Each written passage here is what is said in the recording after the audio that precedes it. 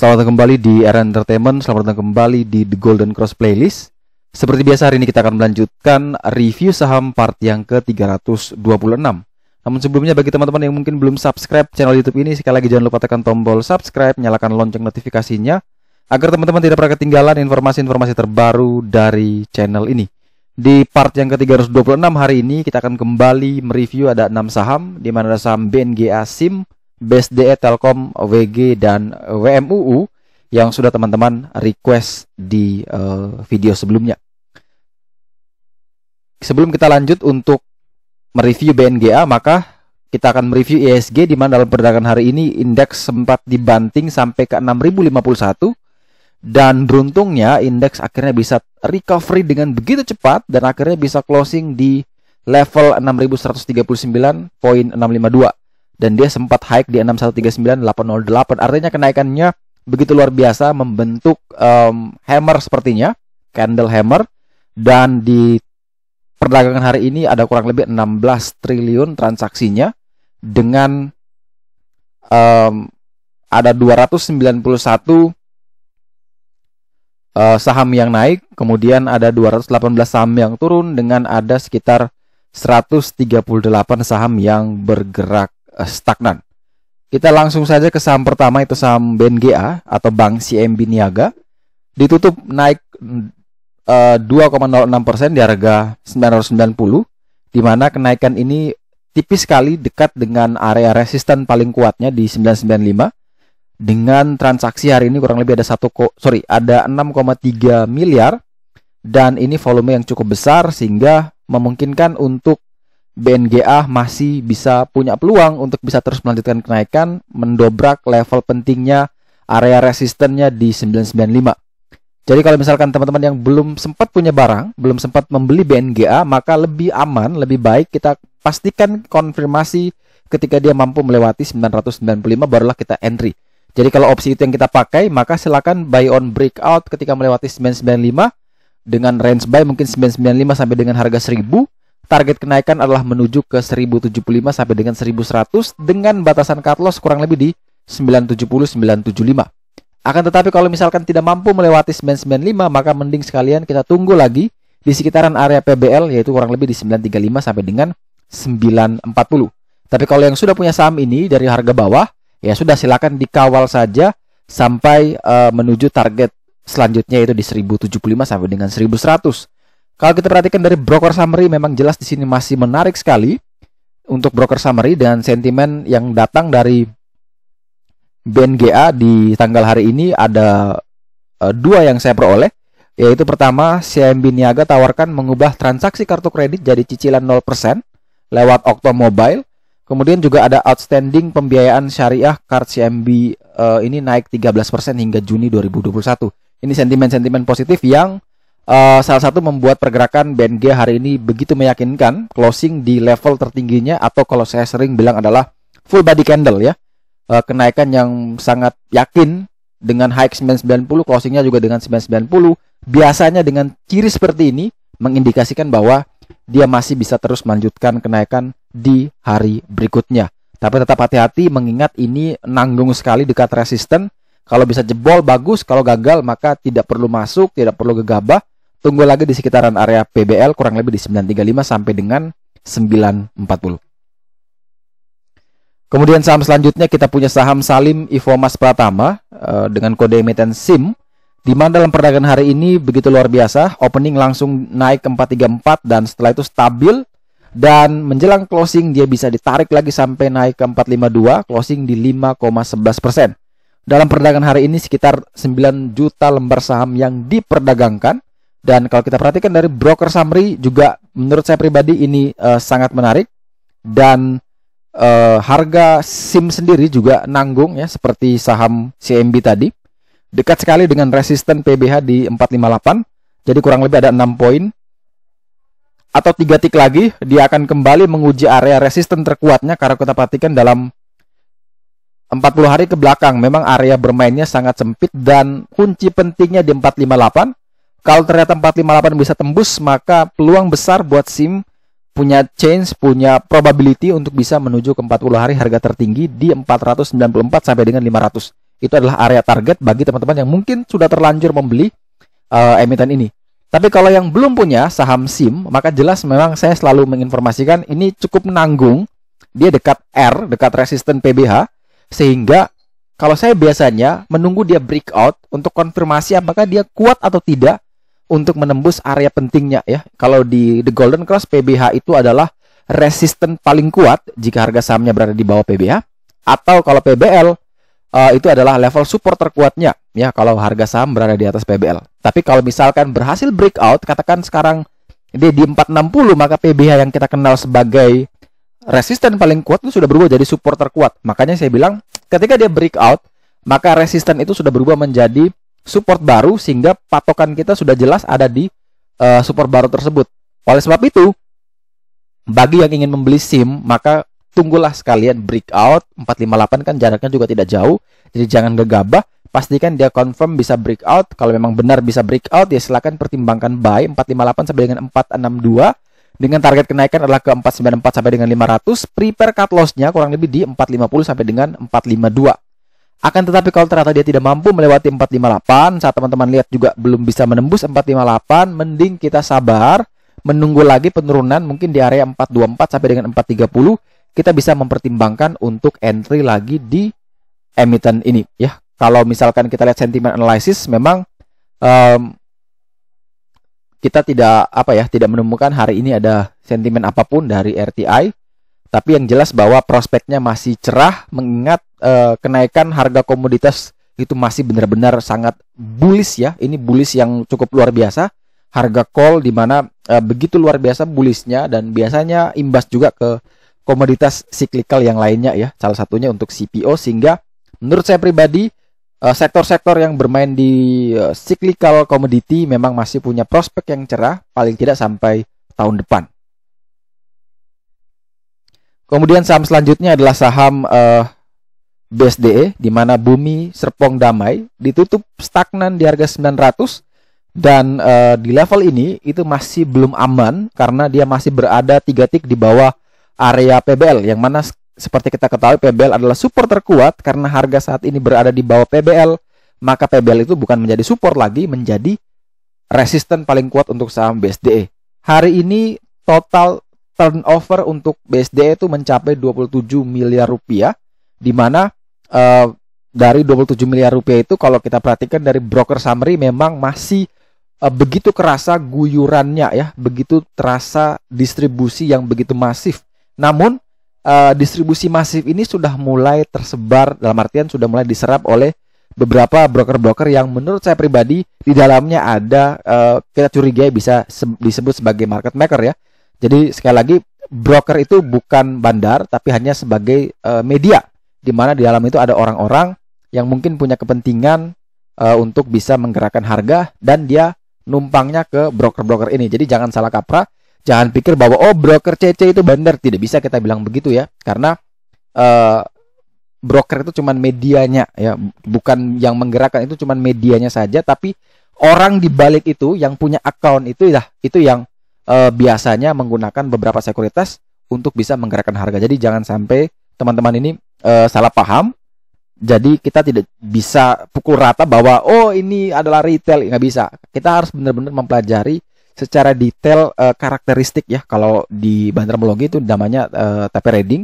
Itu kita benar-benar mempelajari karakteristik satu emiten, bagaimana kalau broker ini masuk berarti dia kira-kira naik, kalau keluar ini dia bisa turun. Itu yang kita akan pelajari di bandarmologi. Tapi kalau sekilas memang hanya bantuan dari broker summary, ya dari pengalaman saya memang dengan komposisi seperti ini memang masih ada tekanan yang cukup kuat, namun ini sudah mulai terdistribusi dengan baik. Artinya ada market maker lain yang sudah mulai menampung, sudah mulai mengakumulasi emiten ini. Jadi kalau misalkan teman-teman yang ingin membeli BSDE, maka secara teknikal masih belum menarik. Lebih bagus kalau kita bisa beli kalau BSDE bisa naik lagi di atas 915 ya. Kalau bisa menembus 915, maka ini teman-teman bisa pertimbangkan untuk ambil posisi ya, buy mungkin saat breakout 915, 920, cut loss di 900, target kenaikan adalah ke 990 sampai dengan 1050. Kalau kita perhatikan sentimen analisisnya, kita masih belum bisa menemukan per hari ini ada berita yang bagus buat BSDE. Terakhir berita yang bagus itu mungkin di tanggal 23 Juli ya, kalau kita lihat dari RTI, di mana marketing sales sektor properti solid ini adalah saham-saham pilihan dari Cipta Dana Sekuritas. Jadi ini adalah sebuah hasil riset ya, tapi itu sudah terlalu lama dan kita masih menunggu kabar baik dari BSDE dan beberapa perusahaan-perusahaan properti atau pengembang-pengembang atau developer-developer lainnya, apakah mungkin bisa menghasilkan laporan keuangan yang bagus ya, karena kuartal 1 itu hasilnya cukup bagus, memuaskan. Dari minus di 2020, di kuartal 4 BSDE minus 9 EPS-nya, di kuartal 1 2021 dia udah EPS-nya plus 28, itu lonjakan yang luar biasa, dan bisa jadi kuartal keduanya juga bisa mengalami kenaikan yang signifikan, dan ini juga bisa menjadi salah satu sentimen penggerak nanti BSDE di hari-hari berikutnya. Kemudian berikutnya kita punya saham Telkom, di mana saham Telkom Indonesia ditutup naik 3,71% di harga 3.350. Kalau misalkan teman-teman perhatikan bahwa Telkom ini bergerak dari tadi di range 3240 sampai dengan 3290, kemudian dia bermain sideways dan secara mengejutkan di akhir sesi hari ini dia ditarik sampai naik 3,72% di harga 3350. Yang mana seperti yang saya bilang tadi, seperti CMB Niaga, ini adalah full body candle, di mana yang selalu saya bilang kalau full body candle biasanya masih memungkinkan untuk bisa terus melanjutkan kenaikan. Hari ini kurang lebih 307 miliar transaksi di Telkom, sangat besar sekali, dan kalau kita perhatikan dari broker summary, memang broker summary-nya ini sudah mulai menarik sekali. Dengan kalau kita perhatikan sentimen analisisnya di sini ada dua yang saya dapat di sini, yaitu penjelasan pemberitaan ya terkait apa ini kita belum tahu, terkait investasi bisnis digital Telkom Group ke Kredivo ya. Ini salah satu sentimen positifnya. Kemudian yang kedua, sentimen pendorong bagi saham operator telekomunikasi di sisa tahun 2021, itu ada juga salah satu sentimen yang membuat mungkin Telkom begitu kencang hari ini. Akan tetapi tadi juga ada yang bertanya, karena pertanyaannya dia maka kita akan review. Bertanya bahwa Telkom masih punya barang di 3160, mungkin bisa dibahas ya. Oke, kalau punya di 3160 artinya dia dapat di sekitaran area PBL, dan itu sudah cukup jauh sekali. Karena Telkom saat ini kalau kita lihat dari teknikal sudah sedikit lagi akan menembus area PBH di 3370. Ini cuma kurang 20 poin lagi, kurang 2 tick lagi kalau tidak salah. Dia akan lewat itu, dan seharusnya 3160 itu adalah level buy yang begitu bagus. Teman-teman sudah kalau nggak salah ini namanya Zepril ya, itu udah bagus sekali ambil di 3160 karena itu dekat sekali dengan support. Risknya sangat-sangat bagus, risk rewardnya bagus. Tapi tetap ya, sebagus-bagusnya kita yakin sebuah emiten bisa naik, tetap kita harus prepare yang namanya manajemen risiko. Selalu saya sarankan kalau memang sudah cuan 3160, maka kita naikkan, kita kawal dengan trailing stop ya. Tinggal teman-teman mau pasang trailing stop di mana nih. Kalau kakaknya punya di 3160, maka minimal di sini ada gold line di 3230, ini bisa pasang trailing stop nih. Artinya ketika selama harga saham belum menyentuh 3230, kita masih akan terus kawal. Semakin dia naik, kita akan update terus trailing stopnya, kita akan kawal. Tapi kalau ketika turun, pastikan itu tidak akan mungkin rugi lagi. Kenapa? Karena kita sudah beli 3160, kita amankan langsung cuan di 3230. Walaupun tidak maksimal, tapi biasanya itu adalah salah satu cara untuk kita menggiring harga tersebut sampai kepada titik level di mana sudah paling maksimal. Kadang memang market maker tuh sudah tahu trik-trik itu, akhirnya apa? Dia mengobok-obok dulu, kena SL kita sudah cut loss atau kita sudah jual, setelah itu ditarik kembali. Itu wajar. Biasanya sering terjadi. Nah, biasanya saya memang tipsnya adalah saya tidak pakai automatic trading. Saya biasanya melihat dari pertama, broker summary, saya lihat apakah benar ini mau turun atau hanya sekedar dia mau istilahnya diobok-obok dulu nih biar keluar semuanya retail. Cut loss dulu baru dia tarik. Nah, itu biasanya saya pantau secara manual, melihat dari running trade, lihat dari volume, lihat dari broker summary, dan juga lihat dari level-level super pentingnya apakah masih stabil atau tidak. Tapi kalau sudah punya di 3160 sih jelas itu sudah aman sekali, dan ini masih punya potensi bisa terus melanjutkan kenaikan ke harga yang lebih tinggi dengan next target adalah ketika melewati 3370 ya bisa sampai ke 3440. Tapi bagi yang belum punya, maka karena ini nanggung juga ya, nanggung untuk menembus resisten, maka sekalian kita nunggu aja dia breakout di resisten terkuatnya. Jadi kalau misalkan mau membeli, maka tunggu dia melewati 3370 baru kita beli dengan target kenaikan ke 3440 dan silakan prepare cut loss kurang lebih di 3330 sampai dengan 3350. Jadi buy on breakout di 3370, tapi ingat pasang cut loss dan exit plan-nya di 3440 sebagai target TP. Akan tetapi kalau misalkan tidak mampu melewati 3370, maka mending tunggu lagi di 3230 sampai dengan 3140. Itu menjadi area yang bagus untuk kita menunggu lagi saham Telkom untuk dibeli. Kemudian saham selanjutnya adalah saham WG, di mana saham Wijaya Karya Gedung ini ditutup naik tipis 0,58% di harga 171, di mana kalau teman-teman pernah nonton bahwa dulu level PBL di 171, namun sekarang dia adjustment di 167 karena kemarin sempat ada penurunan ya, ini yang menjadi low terendah dia langsung adjustment jadi PBL. Tapi karena kita ingat kemarin di 171 juga ada PBL, ini juga bisa dijadikan PBL. Kalau kita tarik garis juga ini memang adalah support, maka sebenarnya ini adalah masih menjadi area yang menarik ya. Bagi yang kemarin sudah cut loss, ya kita bisa pertimbangkan untuk re-entry kembali selama adjustment PBL ini masih dipertahankan. Jadi kalau selama WG masih bertahan di atas atau sama dengan 167, maka WG teman-teman bisa pertimbangkan untuk entry. Jujur saya juga baru masuk lagi WG di 171 dan saya akan cut loss kurang lebih di 164, 165. Target kenaikan saya terdekat ke 188, terjauh menuju ke 199. Kalau kita perhatikan dari broker summary hari ini, memang menurut saya pribadi broker summary-nya masih belum terlalu menarik. Tapi kalau kita perhatikan lagi dari technical itu sudah menarik. Kemudian kalau kita perhatikan dari sentiment analysis memang belum ada sentimen yang bagus untuk mendukung pergerakan. Jadi semoga biasanya ketika sektor-sektor konstruksi lainnya sudah mulai bangkit, biasanya dengan sendirinya gerbong-gerbong yang lain ini juga akan mengikuti ya. Mereka tuh ibarat kayak kereta, satu jalan ya akhirnya semuanya jalan bareng. Dan yang kemarin bertanya waskita, hari ini selamat kita bisa cuan waskita, kemudian cuan doit mungkin, itu cuan pesap juga mungkin. Itu karena memang marketnya lagi bagus sih.